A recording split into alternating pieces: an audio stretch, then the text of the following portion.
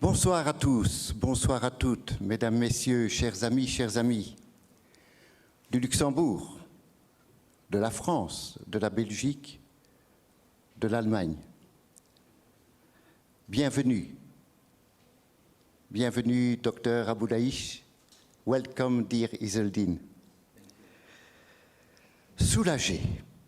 Vous savez à quel point nous nous sentons soulagés d'arriver ici ce soir. Au terme d'une semaine bien chargée et d'une journée aujourd'hui encore bien chargée. Cher Izzeldin, vous avez eu l'occasion,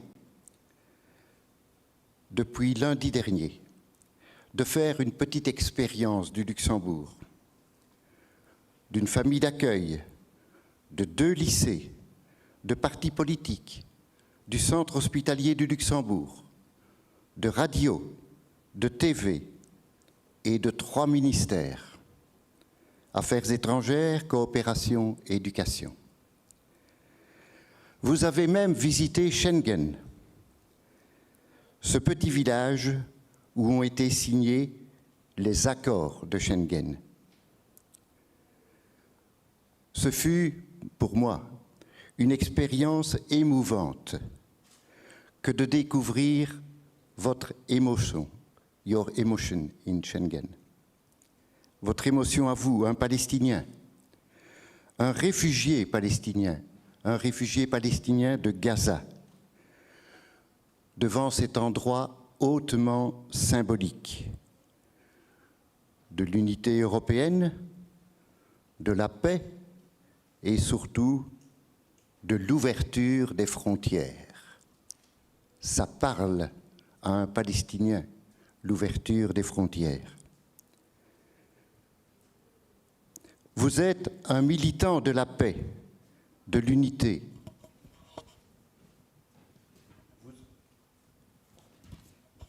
Vous êtes un militant de l'égalité. Mais Schengen, c'est bien plus qu'un traité, c'est un projet. C'est un projet de vivre ensemble, jamais achevé, toujours en recherche. Votre rêve, votre projet de militant pour la paix, pour l'unité, pour l'égalité, sont confrontés à la dure réalité de votre propre contexte,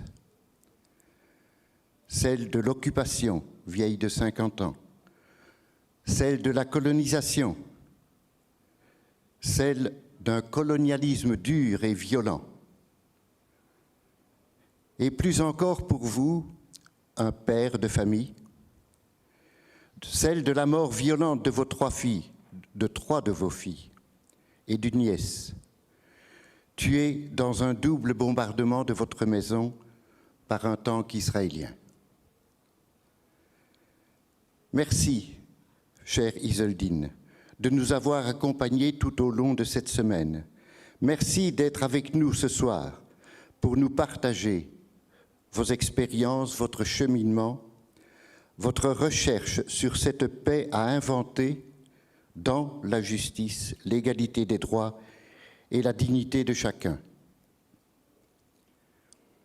Avant de vous passer la parole, ainsi qu'à Nathalie, qui va dialoguer avec vous et ouvrir la soirée de cette manière, et qui va nous aider à dialoguer entre nous par après, il y a quelques indications pratiques sur lesquelles il est important que nous insistions au cours de cette soirée très spéciale en situation aggravée de Covid.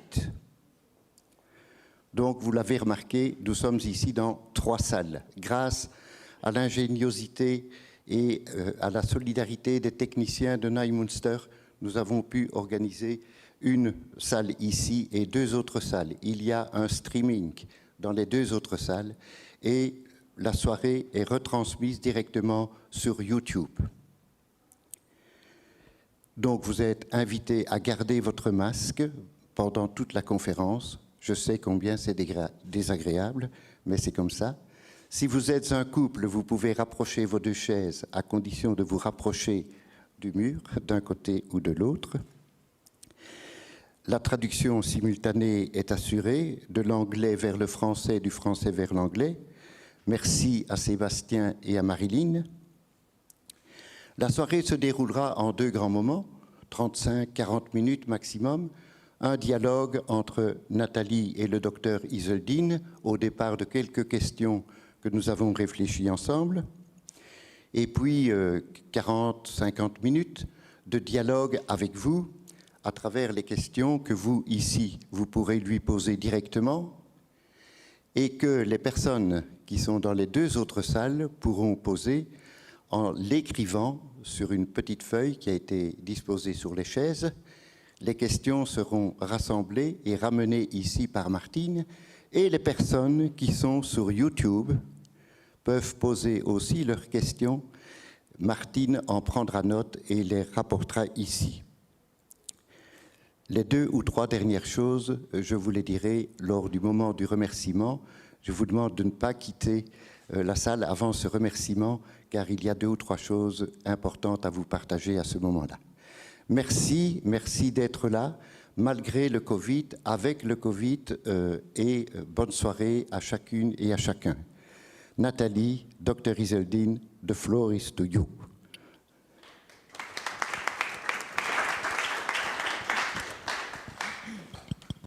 Bonsoir, bonsoir à tous. Bonsoir aussi à ceux qui nous regardent sur l'écran et sur Internet éventuellement. I will speak in English to you. It's more, I find it more natural to me because I will speak to you, so I will speak in English to you. And our dear translators will translate to French. Izzeldin, most of the people know you as the doctor of Gaza, doctor from Gaza, or as Dr. Izzeldin Abuelaish, but you're also a private person, father of 8 children, of whom 3 girls have died, so you're still 5 children, which is a lot. Many of us know you also through the book, your book, I Shall Not Hate. Many of us have read it years ago even, before you came. It is a sad story, but your life is not only made out of sad stories, you have many other stories to tell. I mean, I've listened to you a few times already. You also tell us many other stories, stories of success. You told me that success is very important for you. So my question to you would be, speaking to the private person, Izzeldin, having lost 3 of your girls, where do you take the strength from for succeeding in your life and also for making your 5 children, because I heard you speak about them, with a lot of success? Thank you so much.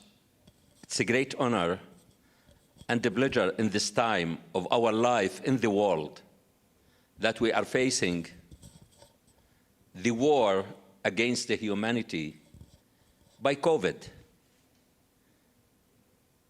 which I see in it, it's a hope that we need all as we come today together to meet, to work together. I am coming to speak to you with open heart, mind, eyes, and ears. As you mentioned, as a father. Because by the end, I am a father, I am a human. And that's always my son sometimes asks me, how do you feel when I travel? Say, I am your father. At home, I am the father, the human being, who wants to send a message to this world, and the hopeful message from where I started to where I am now. How I was able to succeed and to overcome all of the challenges I faced from day one of my life as a Palestinian refugee who was born, raised, lived in refugee camps in the Gaza Strip. So the successes I made, as if I was scratching in rocks, I have to succeed, because all of my suffering and other suffering It's not by nature. It's man-made. And that's what I found. Once it's man-made, I am a person of faith. I can't challenge God. Though I believe God is there to help us. God loves us. Once it's man-made, what can I do to challenge them and not to accept it, to take responsibility and to unmade it? My success is from where I was born to get my MD, to be a medical doctor from Cairo University, to specialize in obstetrics and gynecology from the University of London, to be the first Palestinian to practice medicine in an Israeli hospital because of the value of medicine and what is the meaning of health and medicine. Medicine and health humanize, not to politicize. It brings people together. It's a melting point for all of the people where they are treated equally with respect to human rights and to value of human life. As a gynecologist, the successful moments and the happy moments in my life when I used to handle the baby to his mother. And happy to hear the cry of the newborn, where the cry of the newborn, sometimes we hear it outside, any cry, it's a sign of pain. But the cry of the newborn baby, it's a cry of life. That this baby is born and is healthy. If the baby didn't cry, it's not a good sign. So we always waited for the cry of the newborn as a sign of hope and the new life is coming, and that there is no difference in the cry of any newborn in any country, in any place, in Luxembourg, in Palestine, in Israel, in Belgium, in Canada, in the States, in Africa, in any country. It's the same cry. And the newborn is born free. No one can prevent the newborn to be born, or to breathe, or to cry. And they are equal. So why we insert inequality later on? Why do we practice racism, discrimination based on color, ethnicity, religion, background? Why do we deprive others from their own freedom that they were born with? I did it because I practiced it and lived it. And the most happy moment for me when I went, the successful moment, when I went to Harvard University as a Palestinian refugee, that I never dreamed. Because I am sure my parents can't do it, can't afford it, even can't afford to send me to Cairo University. Always I used to work hard to get the scholarships, to prove myself and to challenge life challenges. That happy and successful moment in my life, on the day of the graduation at Harvard University, to see Palestine flag raised. I dedicated that success to this flag to prove that it is, we as a nation, we are alive and we are here. So I did successes, and the most important success, with all of the challenges, with the loss and the killing of my daughters, I didn't feel, I was satisfied, but I didn't feel the happiness.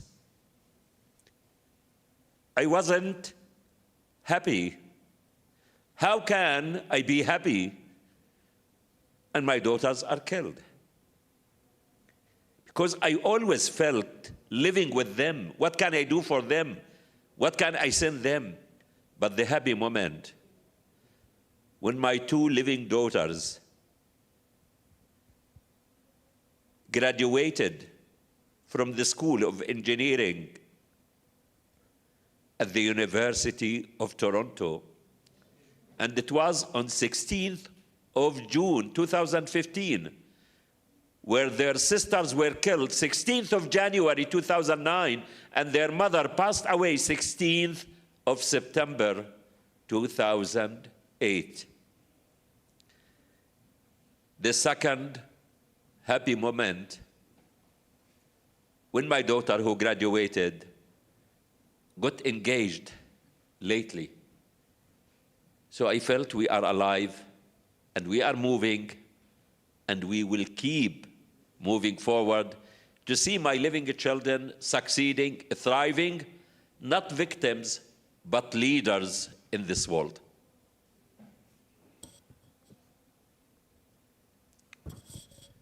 Thank you. Still, I would like to insist, can you maybe tell us how you managed to not fall into hatred after the killing of your daughters? I think it's maybe the big question in a lot of people's minds. No, because not to be trapped in this idea of hatred, of anger, or even revenge, because some people, they were expecting me to be full of anger, of hatred, or even to think of revenge. I may have the right to hate or even to be angry. I feel angry, but in what way? And that's what I encourage you, even in your life. You can be angry, but to be angry in a positive way. That you don't accept what is happening and to take action to fix it, but not to be impacted by hatred. Hatred, for me, is a disease. It's a contagious, infectious, destructive disease. To whom? To the one who is afflicted with it, who is impacted with it. So if we want to move forward, we must not allow, and no one of us wants to be impacted with hatred. You see, with COVID, we try to avoid it, to put masks, to keep distancing, to protect ourselves, to be healthy. So at the same time, not to put masks around our mouth and nose. We want to build shields around ourselves to say no to hatred, no to this destructive disease that impacts our life and disturbs our homeostasis, our balance as a human being. The one who is full of anger and hatred, he is paralyzed. He is blind, can't see. There is a poison, it's a cancer, as cancer, which eats and consumes the human body from inside, and we don't feel it. We are not going to function well in a healthy way. With hatred, we become heavy and we can't move. Instead of that, I say the antidote of hatred is success, and to keep moving forward and to challenge the perpetrator. First, to challenge yourself, to forgive yourself from this destructive disease, to say, no, I don't want it, and to move forward with it. That's why hatred is not the right way to any challenge you face from anyone who is doing you harm. What is needed from you? To challenge them, and let us wait to see who is going to succeed. And don't look backwards. And for me, I know my daughters, they are killed.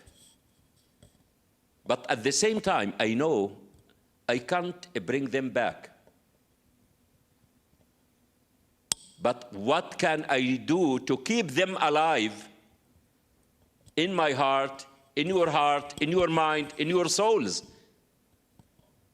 My daughters, they are not dead. They are only far away from me. They are traveling. And we have many friends, families, that we don't see them. They are far physically. But I see them. I talk to them. I miss them. I need them. I am here because of them, to spread their holy message and to keep them alive in everyone's heart and mind, and to send their holy message of moving forward, and that violence is not managed with violence. Killing is not managed with revenge. There is an alternative way. It's wisdom, resilience, tolerance, kindness. And some people, they think kindness, tolerance, resilience, and empathy are signs of weakness. They are making a mistake. They don't know that it needs a lot of courage and energy to be tolerant, resilient, and empathic than being violent and rude to others. That's my main theme in life, to move forward, and that's what I urge you to take this message in your life and to spread it among your colleagues, your family members. It's the most efficient and least costing for us, for our health and well-being. Thank you. That was very clear. The messages are clear. We can be angry, but we have to be empathic. Of course. I like that very much. I would like to go on another level. You know that the United Nations has declared Gaza unlivable by 2020. So now we are in 2020. And maybe you can, I mean, you are from Gaza, so maybe you can tell us a bit how is life at the moment in Gaza, not just in relation to COVID, but in general. We know that living conditions are very bad, but maybe you can elaborate a bit on this. I think you hear about the situation in Palestine and in Gaza in particular. And what do you know about it? I go to Gaza to provoke me to see what is happening there and to feel angry. What can I do? Gaza Strip, for you to know about it, it's a small piece of land. It's 40 kilometers long by 9 wide. How many people do they live there? More than 2 million people. The majority of whom are children. 50% are children below the age of 15. And the 20% are women in their reproductive age. So it's a human tragedy about the children and women. Gaza Strip is the most literate population in the Middle East. 95% or even more, they are educated, and it has the highest number of graduate students in the Middle East.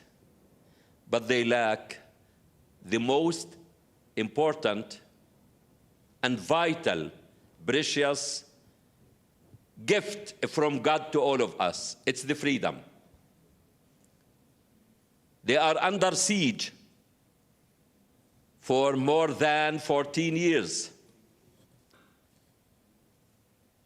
Gaza Strip, I can describe it as the United Nations unlivable by 2020, which is 2 months. But at the same time, I can say it's hopeless, it's jobless, it's lifeless, it's helpless. And these people who are deprived of the opportunity and the freedom, what do we expect from them? I have been to the European School and to another school in Luxembourg, I asked the students, and I ask you, how can you tolerate, or for how long can you tolerate not to have electricity for 1 hour? How do you feel? Just not to have electricity for 1 hour, or not to have internet for 30 minutes, or your cell phone not to be connected with the internet when you need it. When you don't have an opportunity to use the education you learned, and you feel unemployed because the unemployment rate is more than 50%. Leads, of course, anger, hate, despair, frustration. But what is painful is the world is watching it. And they can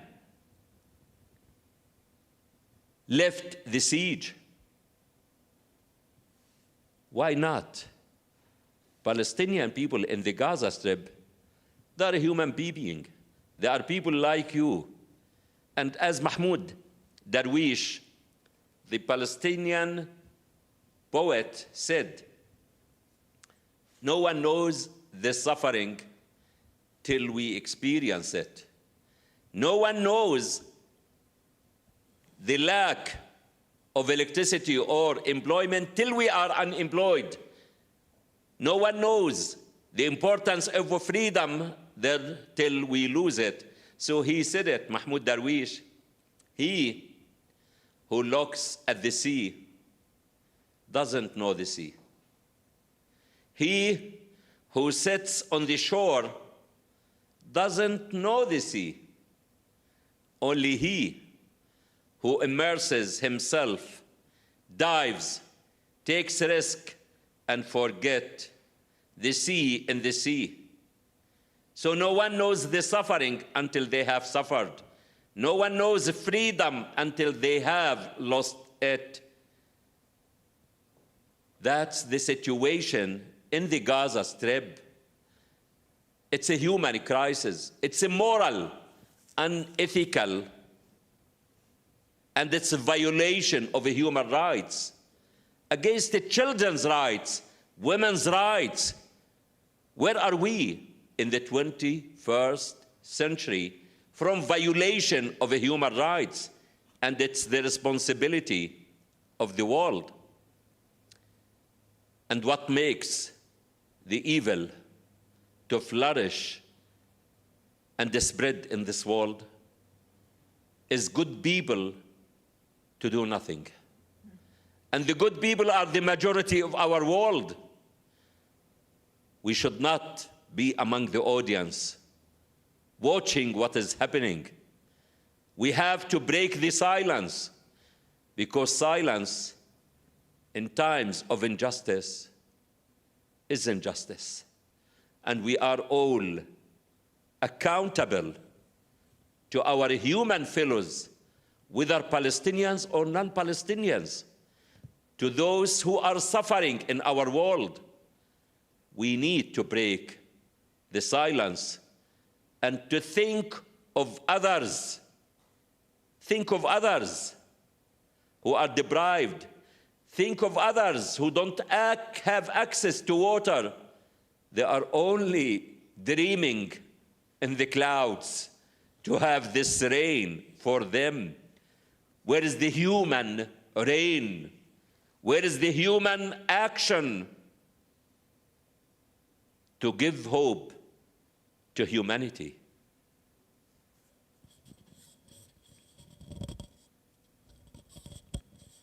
Thank you, Izzeldin. You told us that the problem is man-made. Our NGO, we've been speaking about the occupation for really long. It's been more than 60 years now, and our NGO for nearly 20 years now, 17 years we've been working on this, and the occupation is just entrenching more and more. You as a doctor, you've been bringing people together. You've been saying that health is connecting, that you are humanizing as a doctor. Now, how do you see the future? between Israel and Palestine and between the people as well. You who tries to bring people together, I mean, I understood this, that you've been working in Israel, you try to bring people together to not hate. Yeah, I mean, and we do see on the ground that things are getting worse on many levels. How do you see the future? Of course, it's important with the situation in Palestine, with the occupation, even with the deterioration of the situation in Palestine and for the Palestinian people, but Palestinians are still there. And most important, they have faith and confidence in their rights. They are rooted there. They are steadfast there.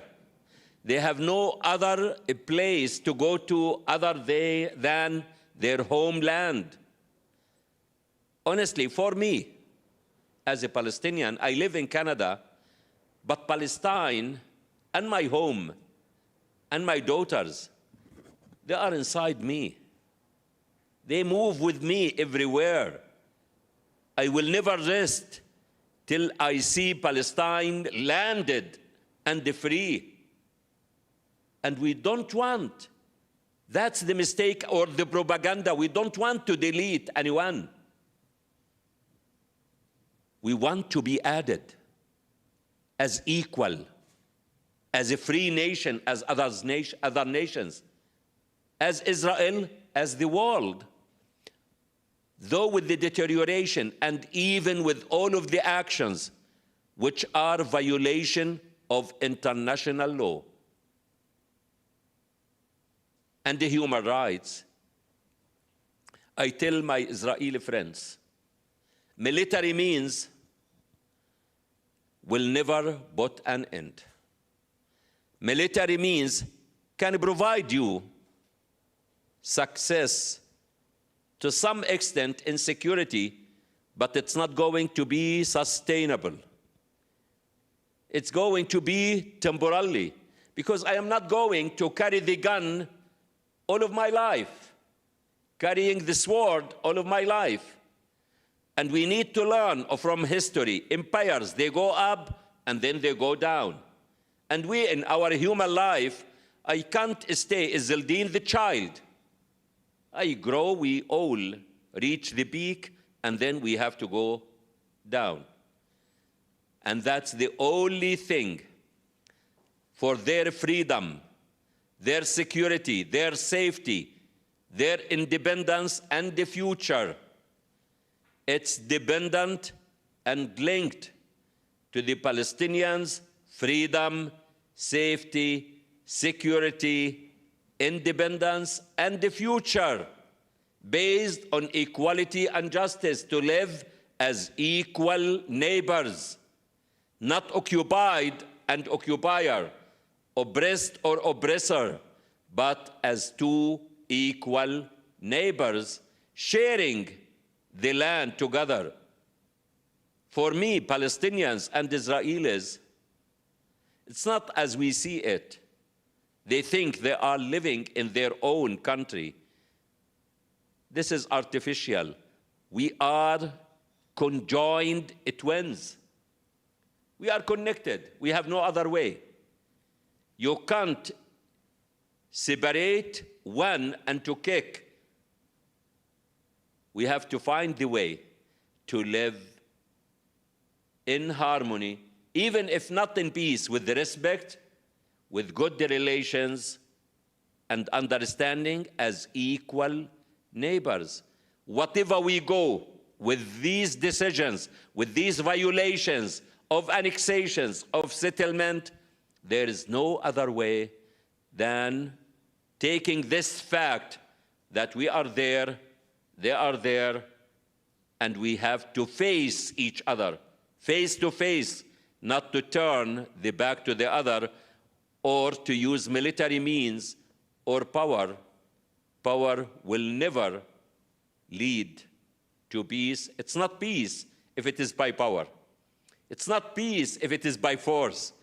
Peace must be by choice and I say it, the more we sweat for peace, the less we bleed for war. So we need to work hard. Peace has a price. It's not a word, it's a way of life, to believe in it and to act and to work for it.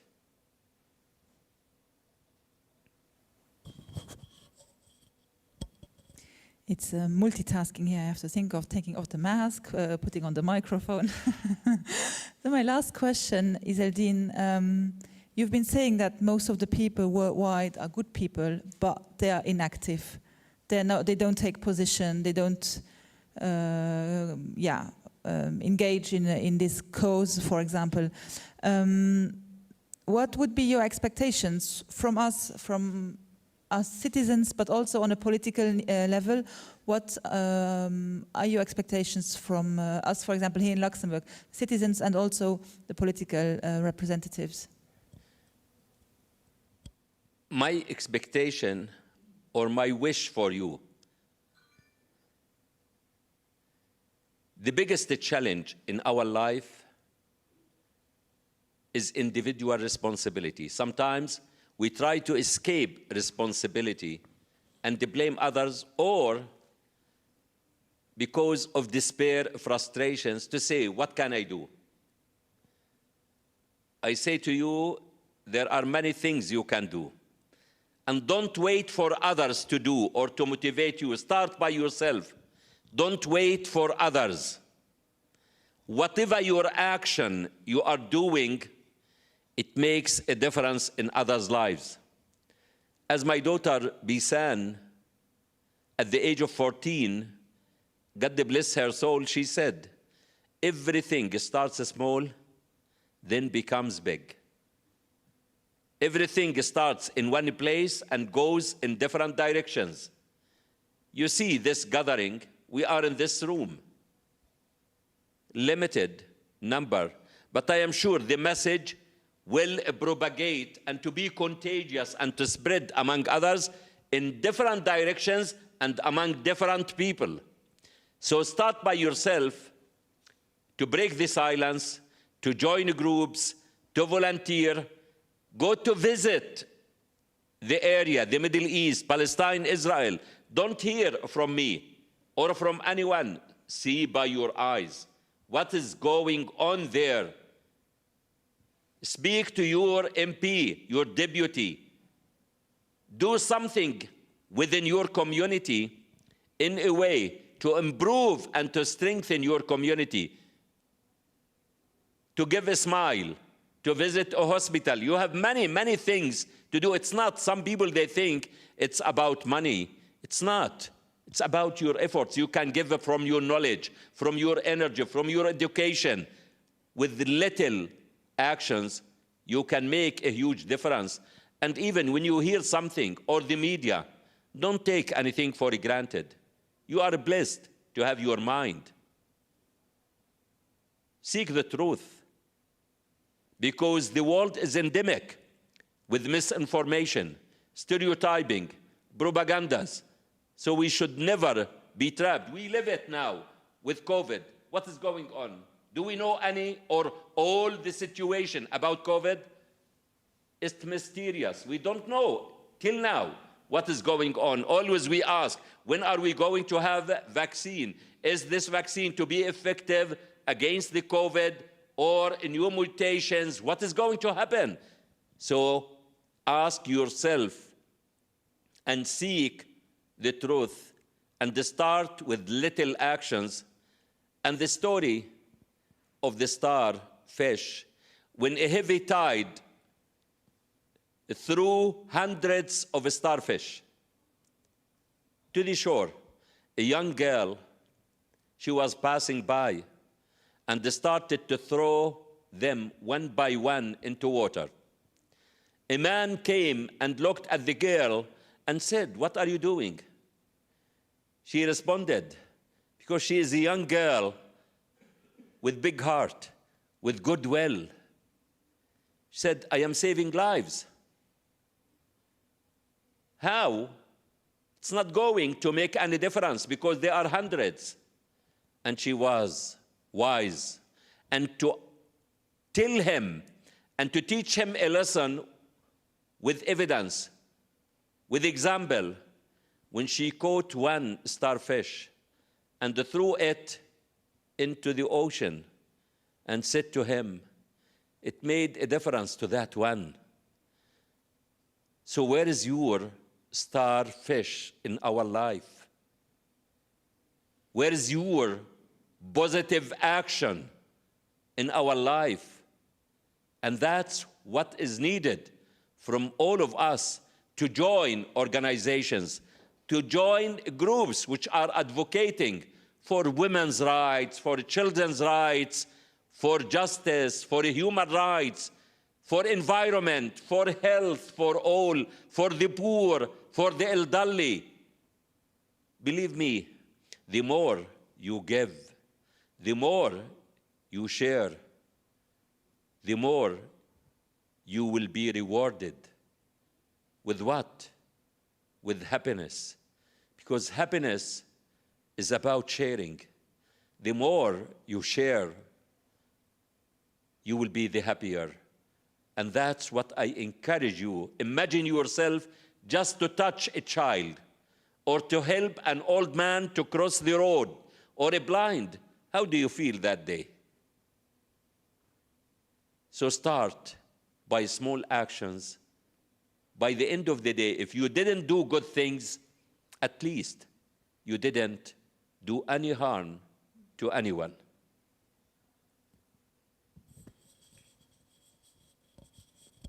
Thank you, Izzeldin. We could open up for questions in the room. Oh yeah, those who have a question, you have to come forward.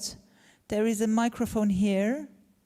You have to stand up if you have a question. Okay, Armand, I can see your question. You have to come here to the microphone, and you have to keep your mask on, I'm sorry, and you're not allowed to touch the microphone, I'm sorry.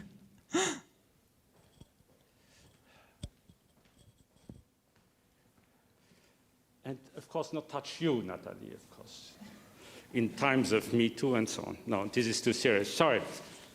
Doctor, my name is Armand Kles.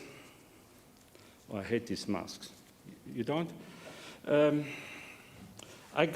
hadn't read your book before. I bought this evening. Since I was so early, I read part of one chapter, Attack. And I must say, perhaps I'm a particularly sensitive person. I was moved to tears. I was shattered.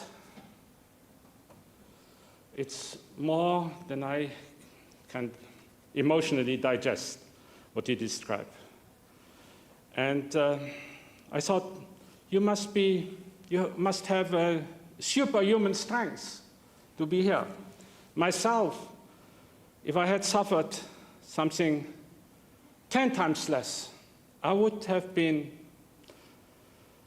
broken, or I would have killed myself, or killed others, become a killer, or an alcoholic, or a mad person. So there's something superhuman there in your being. I want to ask you something. I'm not an expert in Gaza. I was in some places of Palestinian territories. You mentioned in the book somewhere, Jericho, I was there. Long ago, I met Ericat in the context of a project. There, even today, there were protests in Gaza, the Gaza Strip, in the West Bank, following the statements of the French president. So I want to put my question in that context, or ask for your reaction. What we see, no later than today, is an example of this ongoing humiliation, that's the word, by the West, of a part of the world, you can call it Arab world, Islam, Muslim world, Islam world.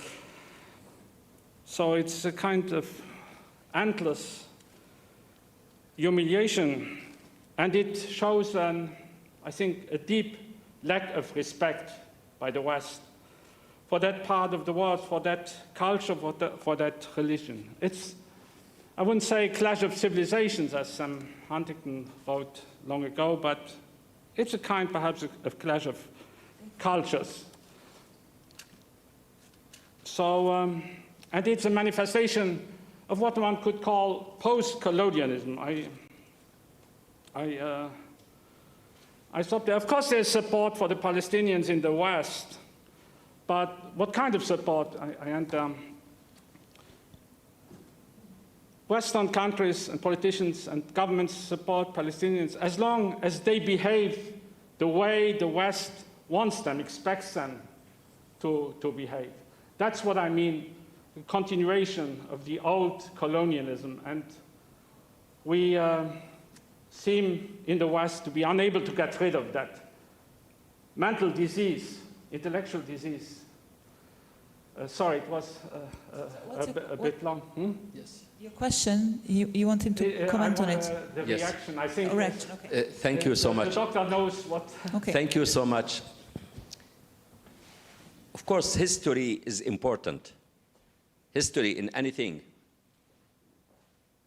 And even for me as a medical doctor, and anyone who is practicing medicine, we need history of the patient, because we want to have the right diagnosis. And of course, many of the challenges we are facing, it's rooted in the history. But concerning Western countries in a time, COVID-19 doesn't differentiate between Western and Eastern, North or South. So COVID-19 brought all of us together and to face one challenge. Can we learn? It's time to work together and to get rid of this differentiation, fragmentation, West and East, North and South, and to understand that we all are equal and to advocate for equality. In the time we see it these days in many countries,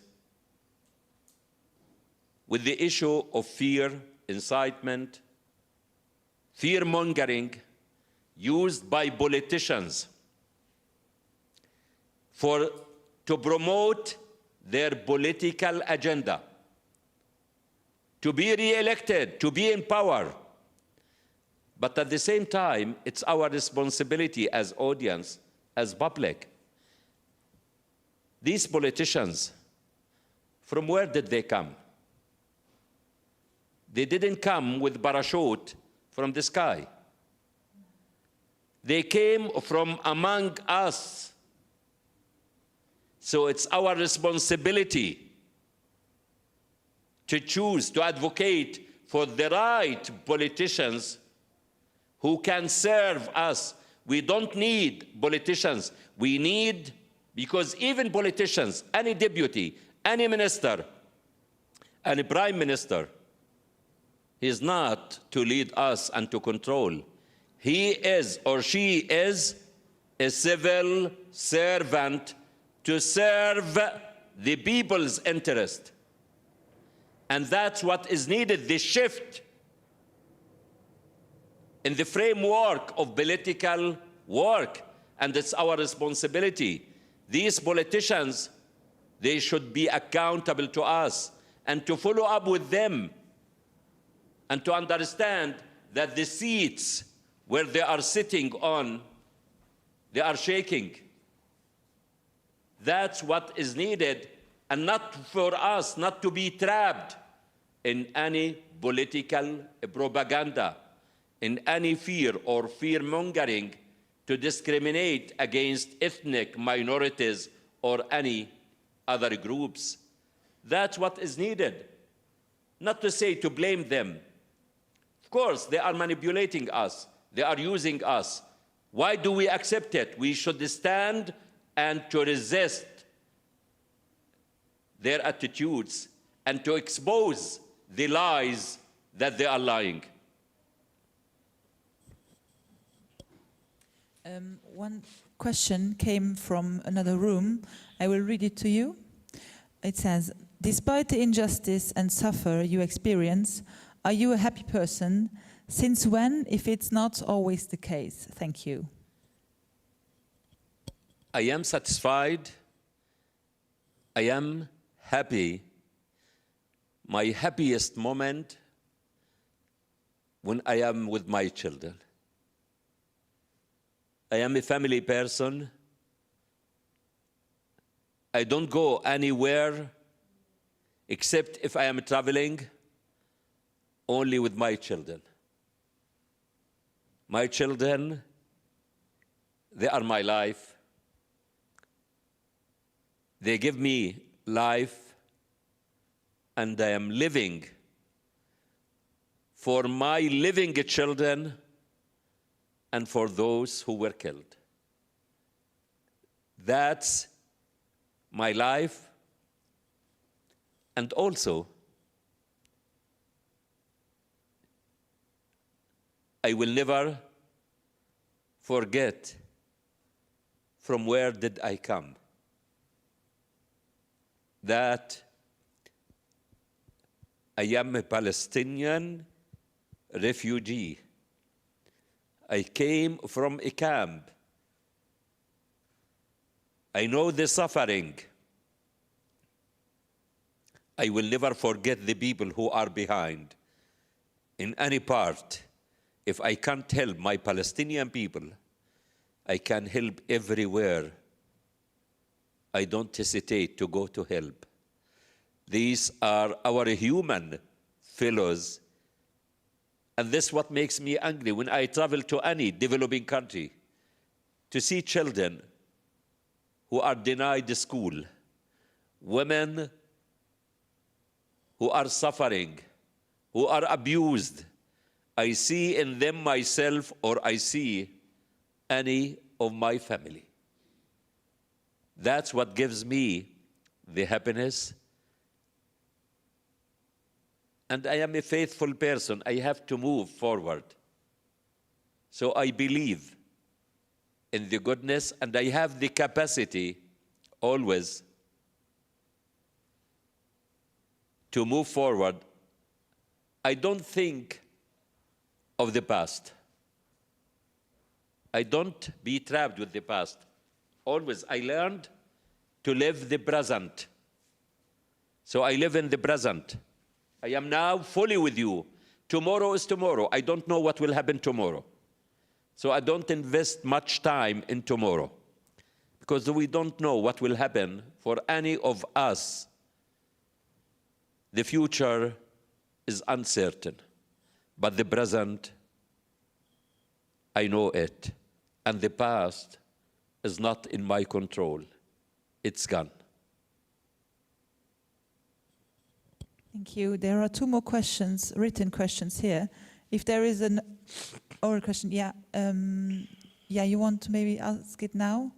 Try to be short, please, because we have other questions. Yes. Thank you. Okay, I want to thank you very much for coming. I have two questions. The first question was, what is the situation, if you have information about the situation of the COVID in Gaza, given that Gaza is closed, is the biggest, and what is the situation if the people are going well? The second question was, did you think that the generation of Yasser Arafat, like Mahmoud Abbas, Seb Erekat, they are there now, do you think that they can still have a solution for the Palestinian, or it is better to promote the new generation of the Palestinian, more young, to try to find the solution with Israeli people? Yeah, concerning the COVID in Gaza Strip, till maybe a month ago, because as I said, Gaza Strip is under complete closure and siege, which is imposed on them. So COVID was under control, because for Gaza Strip there are two borders, one from Egypt and one from Israel. The one from Egypt is not open.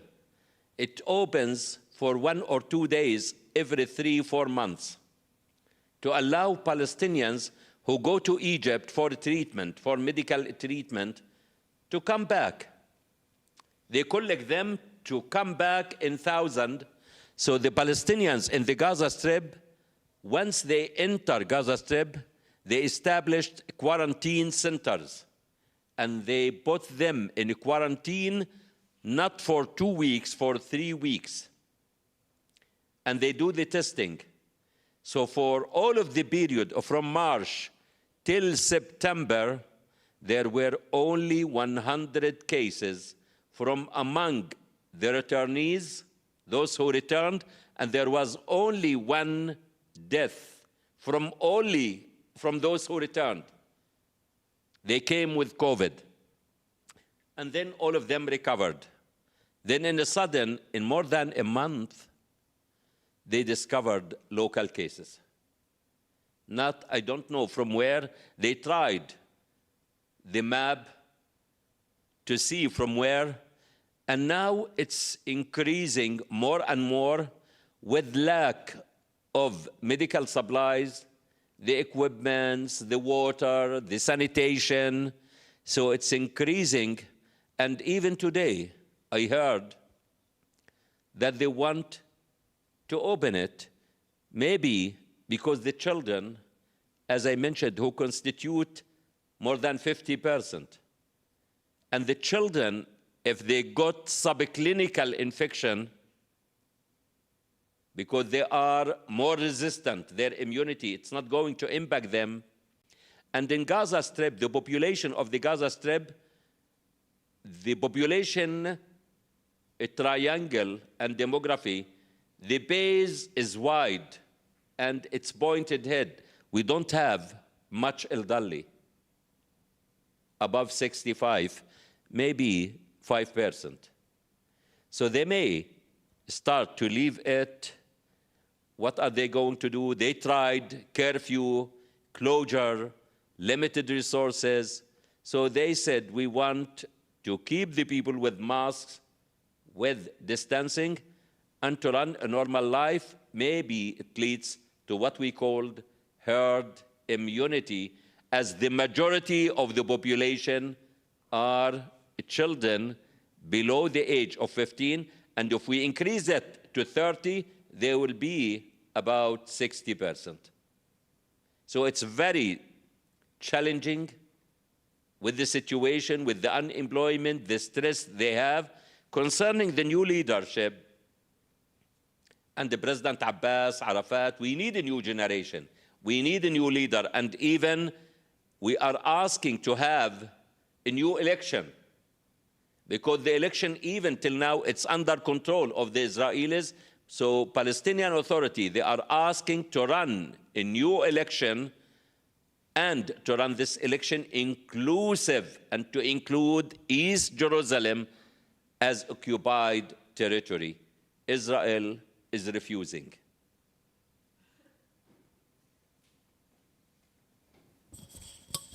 I will read one of the 2 questions.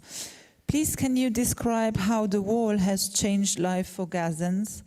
How before people would work in Israel, and how this wall separates the Gazans from other Palestinians and facilities they need to access? Has this created more extremism in Gaza? I worked in Israel concerning the extremism in Gaza. Of course, violence, when we speak about violence, what is violence? Violence is intentional. Someone to intend to do harm to others. But we should never blame anyone who is doing something wrong. We need to ask what is going on there. So for the Palestinians in Gaza, we need to ask, what life are they running? If your son or your daughter to block her in the kitchen, small kitchen, from all sides and to keep her, or even not your son or your daughter, if you keep a cat in a room, closed room, what do you expect from the cat? Really, what are you going to expect? scratch, hitting. So why? Asking, give me freedom. I want to be free. You don't expect a cat to be locked inside a room without food, without any breathe, and then to ask the cat to be silent. So the Palestinians in Gaza, though, believe me, that's the mistake. Palestinians in the Gaza Strip, in particular the children, and Palestinian women, I did the research, they are the most resilient people. After the Oslo Agreement, these Palestinian children, before the agreement, it was the first intifada. They used to throw stones on the Israeli soldiers and the tanks. Once we have Oslo Agreement and the Israeli tanks started to withdraw from Gaza, what did they do? They threw the soldiers with candies, flowers, and olive branch. God bless you, leave us. That's the Palestinians. They are not willing to be extremists. And they are not. They are asking for their basic human rights. And that's the propaganda to be used, as I said, later on to go to say about the cat is violent, is terrorist. The cat is scratching and destroying the wall or annoying the neighbors. Instead of that, give the cat its freedom. The easiest way is to blame others and to give a stigma or to label others with labels. It's time to stop this propaganda and to look inside each of us. What are we doing to others before asking what others are doing?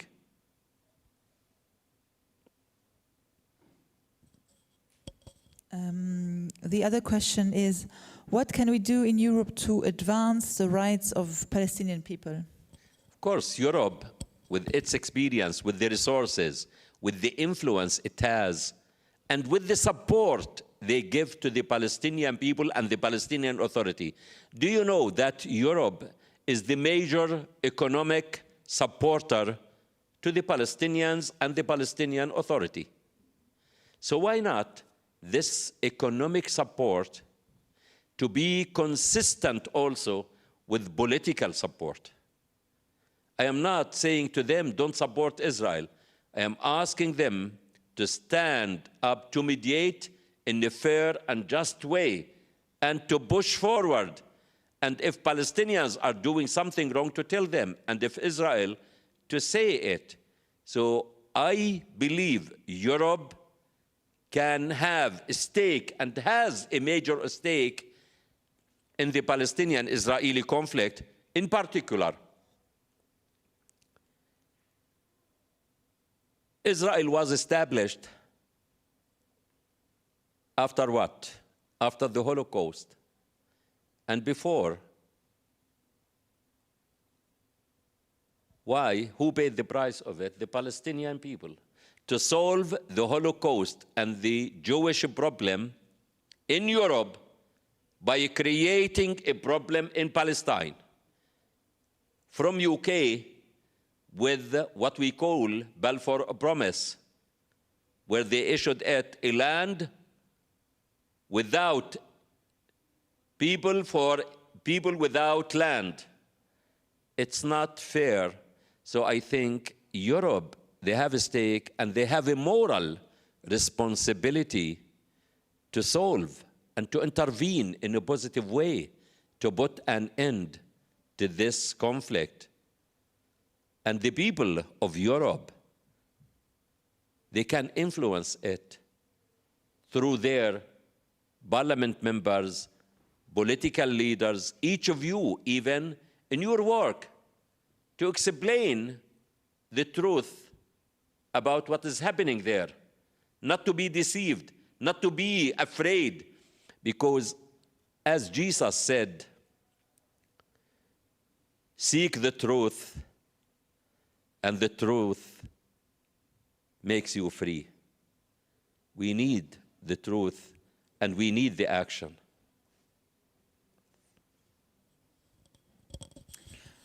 Are there other questions? Est-ce qu'il y a d'autres questions? Michel, et puis, willst du fangen?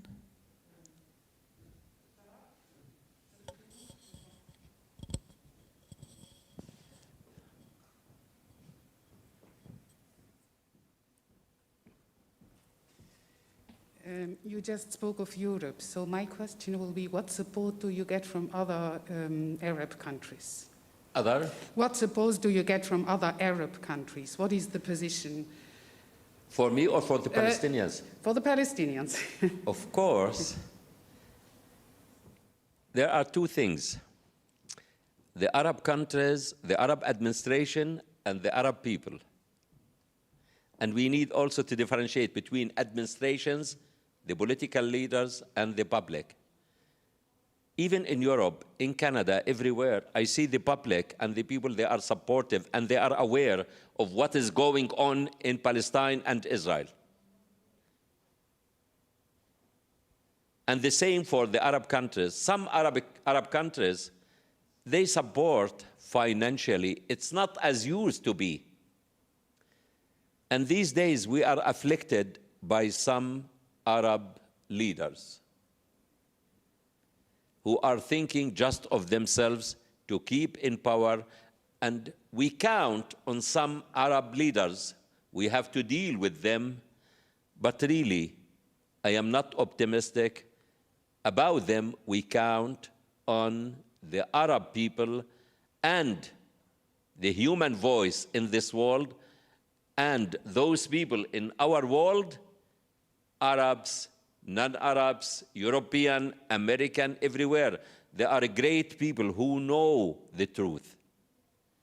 That's what I believe, and it's time, as I said, to humanize, not to politicize. Enough politics, enough suffering, enough bloodshed.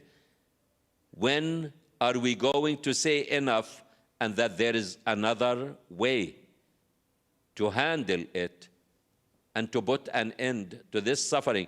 Because, by the way, the Israelis are suffering because they are occupied. They are occupied because they live within the wall, and even they are occupied with their fears and with their narrative. I want the Israelis to be free from this occupation of the trauma they faced and they lived in. And I want the Palestinians to be free from the Israeli occupation. So both of us are occupied. Can we work together to be free as two free nations and to collaborate and to work together as equal nations?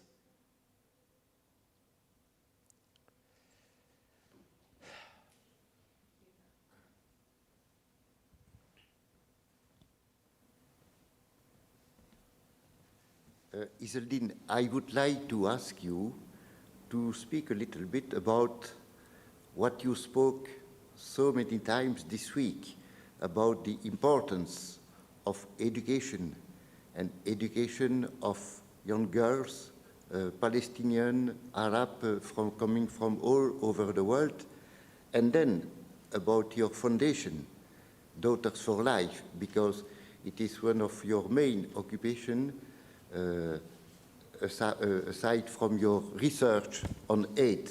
And I would like you to give a few insights also on your research on aid, because it is a very important issue in the world today. Thank you. Thank you so much. Really, you know, about my daughters and about the role and the importance of education of girls and young women. After the tragedy, a friend of mine, an Israeli colleague, said to me, Izzeldin, people will forget. I said to myself, am I going to forget? I started what I started thinking what I can do to prove to people that I didn't forget. And this came from hearing the voices of my daughters, Bisan, Mayar, Aya, and my niece Noor, talking to me and saying to me, don't weep us, achieve our dreams, continue the journey we started. I can't say and will never say that they are dead. They are just away. They left quickly with a cheery smile. They left quickly like lightning. Even didn't say a word farewell. They have left, and I was in desperate need for them. Death is not the end and can never be the end. The departure of our loved ones has large and great meanings. They didn't leave. They were the simplest people in their life and have a great understanding of life. Oh, Father, don't weep us. And I believe that the strongest members in any society are women. Women are the strongest members and are the ones behind the success and development of any society. Women are the author story of the survival of any nation. Women are the heroine, the one who are behind our existence and our success. And education for me is a means to achieve our human goal. That's why, in memory of my daughters, I established Daughters for Life Foundation for education of girls and young women from the Middle East without any discrimination. Palestinians, Israeli, Jordanian, Syrian, Lebanese, anyone who is in need and has the means of talent and goodwill. It's a registered Canadian charity in Canada, and we launched it last November in Belgium, and we are willing to expand it in Europe, and I hope to see young women coming to study in Luxembourg at universities or high school, because women, who are women? Women are the ones who give life. Women are the ones who nurture life. Achieving a stable, sustainable, healthy, peaceful, a free world is the function and the duty of women's education. Women's role and opportunity, even concerning peace in the Middle East. I would love to see women sitting there on the table. I am sure women can make the impossible possible. Women who sacrifice their life and they give without limits. I challenge all of you, if you can give me 5 women in the history of our universe who were behind war. Wars are waged by men, but empathy, life, is created by women. So we need to give the means to women. That's why Daughters for Life was created to spread hope and to prove to the world that from death and killing, we made life. From pain, bleeding, and suffering, we spread hope and light, and that in every bad thing there is something good, and that this tragedy was transformed into something positive, human, and impactful.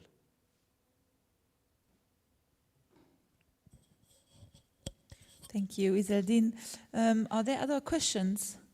Est-ce qu'il y a encore des questions? Non, je ne pense pas. J'imagine que dans l'autre salle non plus. Il y a un message? Non? Ah, il y a encore des questions dans l'autre salle. Je ne comprends pas. OK. Il n'y en a plus. So, alors, then we will close if there are no more questions. I think it's still possible to speak to you afterwards if anybody wants to speak to you. Thank you so much. Really, I came here because of you and for you. So I say to you, have faith, have hope, but most important, faith and hope has no meaning without action. Let us all, each of us, to ask himself, what can I do to make a difference? Let us leave with this message to start to look around, to ask, to learn, to connect, and to act, and to think of what we call others, who are our human fellows, to make the world a better one. Let all of us come together, elders and the children, women and men, to make the world a better one, if not for us, for the future generation, for our children, who are the hope and they are the future. Thank you, and God bless you.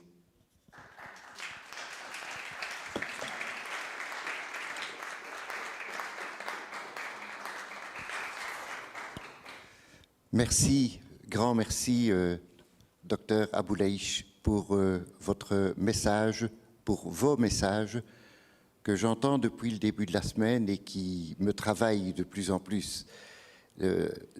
L'avoir entendu prononcer devant une centaine d'élèves de l'école européenne, devant 50 élèves du Leinster lycée, vous l'avoir entendu redire aux différents ministres que vous avez rencontrés, en entrant dans certains détails évidemment, de vous l'avoir entendu dire à la radio, à la télévision, je crois que cela peut créer quelque chose, d'avoir un effet sur notre vie ici en commun au Luxembourg. Et nous savons que sur base de toutes ces rencontres, il y a des décisions qui ont été prises, il y a des projets qui sont en route et que vous allez revenir alimenter au mois de janvier ou au mois d'avril prochain, puisque le docteur va venir en Belgique pour que soit délivrée une pièce de théâtre qui est sortie de son livre, qui sera jouée en Belgique. Et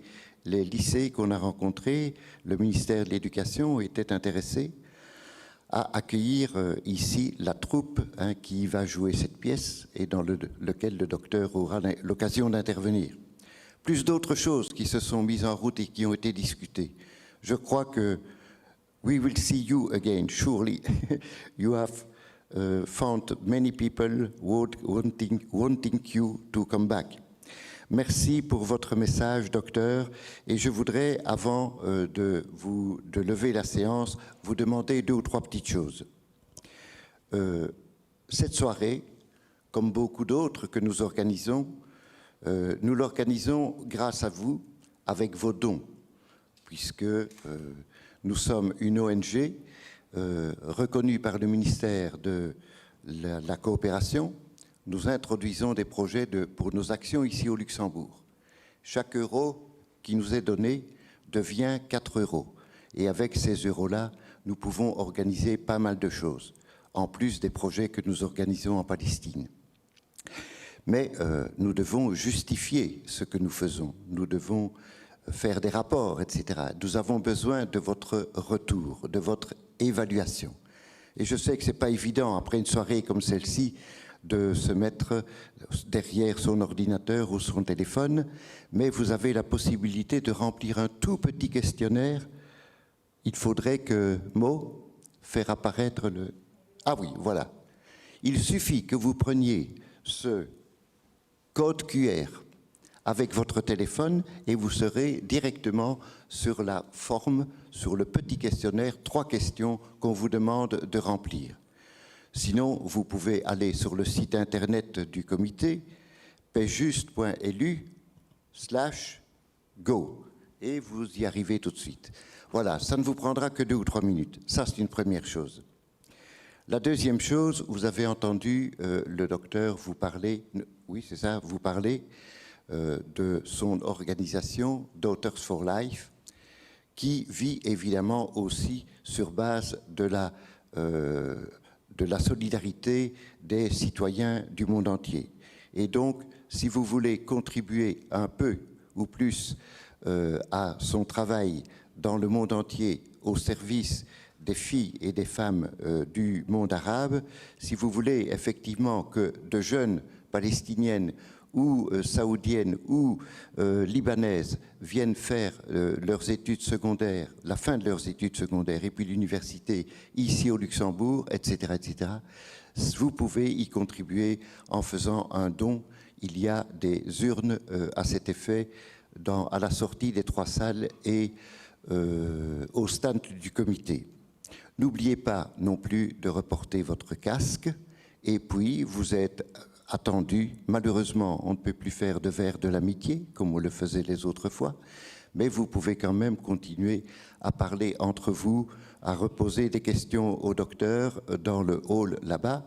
Et il y a bien sûr son livre en français et en anglais qu'il peut vous dédicacer. Merci à vous tous et à vous toutes d'avoir été ici avec nous ce soir. Docteur, merci encore. Long life to you and to the work you are doing. And thank you for your testimony.